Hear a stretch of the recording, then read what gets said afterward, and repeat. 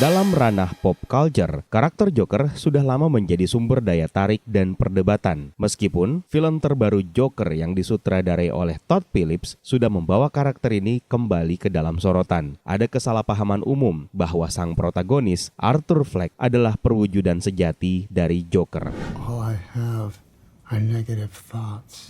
Tapi, anggapan ini gagal mengenali penggambaran Joker yang kompleks dan bernuansa di sepanjang franchise Batman yang sudah kita saksikan, yang secara konsisten menantang dan membalikan pemahaman tradisional tentang sang penjahat ikonik ini. I'm an agent of chaos. Joker sebagai karakter sudah berevolusi secara signifikan seiring berjalannya waktu, di mana setiap versi mencerminkan semangat zaman pada era penciptaannya. Sebagai sosok kekacauan dan absurditas, Joker secara historis dikaitkan dengan kekuatan iblis yang mengaburkan batasan antara humor dan horor. Dualitas ini terlihat dalam kemampuan karakter tersebut untuk sekaligus memikat dan mengganggu penonton. See, I'm not a monster. I'm just ahead of the curve. Sebuah ciri yang tidak sepenuhnya tertangkap dalam penggambaran Arthur Fleck dalam film garapan Todd Phillips. Dalam trilogi The Dark Knight misalnya, Joker yang diperankan oleh Heath Ledger adalah karakter yang kompleks dan berlapis, di mana motivasi dan tindakannya melampaui ranah psikosis semata. Pendekatan terhadap karakter Joker selalu bergantung kepada konteks sosial dan budaya di mana dia diciptakan. Di era awal kemunculannya dalam komik pada era tahun 1940-an, Joker digambarkan sebagai penjahat gila yang penuh dengan lelucon kejam, mencerminkan kekacauan yang sebenarnya berakar pada ketakutan akan ketidakpastian dan kekerasan yang terjadi di masa Perang Dunia Kedua. Seiring waktu, interpretasi Joker akhirnya terus berkembang, menggabungkan unsur-unsur psikologis yang jauh lebih mendalam, seringkali mencerminkan kecemasan masyarakat yang lebih luas. Misalnya, dalam era pasca 9/11 di Amerika, Joker versi Heath Ledger dianggap sebagai simbol terorisme dan anarki modern yang mencerminkan ketakutan akan serangan tanpa motif yang jelas dan penghancuran tatanan sosial. Demikian pula dengan versi Joker dalam komik The Killing Joke karya Alan Moore yang diterbitkan tahun 1988, memperkenalkan gagasan bahwa Joker adalah produk dari masyarakat yang tidak hanya mendorongnya menuju kepada kegilaan, tetapi juga menunjukkan bahwa kegilaan bisa muncul dari satu hari buruk dalam hidup seseorang. Dalam narasi ini, Joker diposisikan sebagai cerminan dari Batman itu sendiri, mempertegas tema dualitas dalam cerita mereka. You complete me. You're garbage. You kills for money. Namun, penggambaran Joker dalam film Joker pada tahun 2019 dan Joker Folie à Deux pada tahun 2024 membawa fokus kepada aspek sosial ekonomi dan kesehatan mental yang mengubah asal-usul Joker menjadi jauh lebih manusiawi, bahkan menempatkannya dalam konteks kritik sosial. Arthur Fleck bukanlah sosok kekacauan murni, melainkan produk dari sebuah lingkungan yang meremehkan dan mengabaikannya. Dia menjadi simbol dari perpecahan sosial dan ketidakpedulian masyarakat terhadap individu-individu yang terpinggirkan. Pendekatan ini, meskipun sebenarnya menarik, tetap memicu perdebatan tentang apakah penggambaran ini sejalan dengan karakter Joker yang sudah mapan atau justru mengurangi elemen ketidakpastian dan kekacauan yang sudah menjadi ciri khasnya. So do you really care? You don't. Selain itu, karakterisasi Arthur Fleck sebagai Joker juga memunculkan pertanyaan filosofis tentang identitas. Dalam banyak cerita Batman, identitas Joker seringkali sengaja kabur atau tidak jelas, yang menciptakan aura misteri yang menambah kompleksitasnya. Film Joker berusaha untuk memberikan jawaban konkret tentang siapa itu Joker yang sebenarnya. I didn't know if I even really existed. Sebuah pendekatan yang tentu saja bertentangan dengan karakter Joker yang seringkali lebih efektif ketika dilihat sebagai ketakutan tanpa latar belakang yang pasti. If I'm going to have a past, I prefer it to be multiple choice. Salah satu aspek yang tidak berhasil dalam penggambaran Arthur Fleck sebagai Joker adalah ketidakmampuannya untuk sepenuhnya mewujudkan sifat anarkis dan nihilistik yang telah menjadi ciri mendasar karakter Joker dalam berbagai interpretasi sebelumnya. Joker secara tradisional digambarkan sebagai penjahat yang tidak hanya menantang norma sosial, tapi juga secara aktif berusaha untuk menghancurkan tatanan yang ada tanpa motif personal yang jelas. Dalam hal ini, Joker adalah simbol simbol kekacauan murni yang tidak digerakkan oleh trauma pribadi ataupun pengalaman emosional tertentu, melainkan oleh keinginannya untuk menolak segala bentuk aturan dan moralitas yang dianggap sudah mapan. Sebaliknya, Arthur Fleck dalam film Joker tahun 2019 lebih digerakkan oleh kondisi pribadi dan sosial yang menekan, seperti pengabaian, penderitaan mental, dan pelecehan fisik. Penggambaran ini menjadikannya sebagai karakter yang pada dasarnya reaktif, bukan proaktif terhadap sistem yang menindasnya. Arthur terjerumus ke dalam kekerasan bukan sebagai pilihan ideologis atau penolakan terhadap moralitas, melainkan sebagai pelarian dari penderitaan dan rasa sakit yang dia alami dalam hidupnya. He's not sick. He's perfect.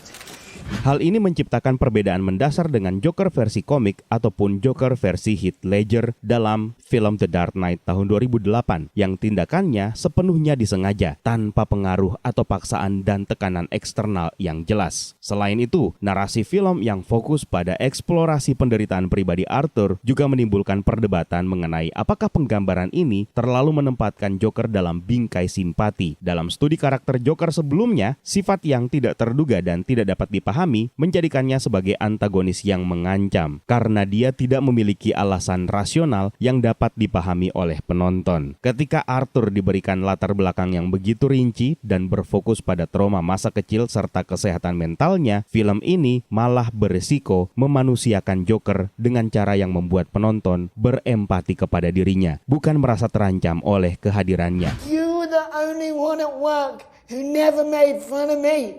Lebih jauh lagi, Joker dalam banyak inkarnasi sebelumnya dikenal karena kecerdasannya yang licik dan kemampuan manipulatifnya, di mana dia dapat merencanakan strategi yang kompleks untuk mencapai tujuannya. Namun, karakter Arthur Fleck tidak menunjukkan kecenderungan ini. Dia digambarkan sebagai seseorang yang terasing, seseorang yang canggung, dan tidak memiliki kecerdikan untuk menguasai permainan psikologis seperti Joker pada umumnya. Hal ini mengurangi sifat Joker sebagai ancaman intelektual yang di masa lalu seringkali diakui karena kemampuannya yang luar biasa untuk menantang bahkan Batman dalam hal kecerdasan. I don't want to kill you. What would I do without you? Semuanya pada akhirnya didefinisikan dalam film Joker Folie à Deux. Penolakan Arthur Fleck terhadap identitas Joker menambah lapisan pertanyaan identitas yang terus-menerus menyelimuti karakter Joker dalam beberapa versi. Pada titik klimaks di pengadilan dalam film tersebut, Arthur Fleck secara terang-terangan mengakui bahwa semua pembunuhan yang telah dia lakukan adalah perbuatannya sendiri, bukan dari sosok Joker yang ada dalam dirinya. Pernyataan ini menggambarkan perpecahan psikologis antara Arthur Fleck dan ide Joker yang selama ini mencoba untuk dia bentuk, menunjukkan bahwa Arthur tidak pernah sepenuhnya mewujudkan konsep Joker sebagai simbol chaos yang tanpa aturan dan motif. There is no Joker. It's just me.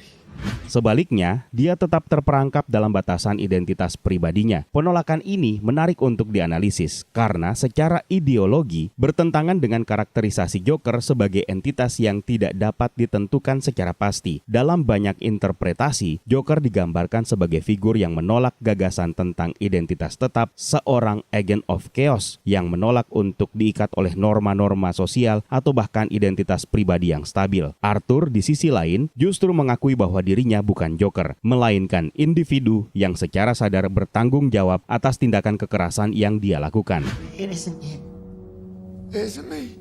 Ini mengimplikasikan bahwa Arthur Fleck tetap tidak mampu sepenuhnya memutuskan hubungan dengan identitas personalnya yang pada akhirnya melemahkan potensinya untuk menjadi sosok Joker yang diinginkan oleh banyak orang. Yang lebih menarik lagi adalah bahwa peristiwa yang menyusul setelah pengakuan ini, seorang narapidana muda di Arkham Asylum membunuh Arthur Fleck, memberikan sebuah lelucon sebelum merobek bibirnya sendiri dan menampilkan senyuman khas Joker. Insiden ini memberikan kesempatan bagi karakter baru untuk mengambil peran Joker, menyeratkan bahwa Joker lebih merupakan sebuah gagasan atau simbol yang dapat diwariskan dari satu individu ke individu lainnya, ketimbang merupakan identitas tetap yang hanya dimiliki oleh satu orang. Hal ini kembali menegaskan teori bahwa Joker bukanlah satu individu, melainkan perwujudan kekacauan dan nihilisme yang bisa diambil alih oleh siapa saja yang berada dalam keadaan mental dan sosial tertentu. Dalam konteks ini, kematian Arthur Fleck dan lahirnya Joker baru melalui narapidana muda tersebut tersebut semakin memperkuat gagasan bahwa Joker adalah simbol ketidakstabilan yang dapat diwariskan dan disesuaikan dengan situasi sosial di berbagai era. Arthur mungkin gagal menjadi Joker sepenuhnya, tapi pengaruh chaos yang dia ciptakan terus hidup. Dalam hal ini, Joker menjadi lebih dari sekedar karakter individual. Dia menjadi archetype, sesuatu yang dapat lahir kembali dalam bentuk yang berbeda di setiap era. There is no Joker.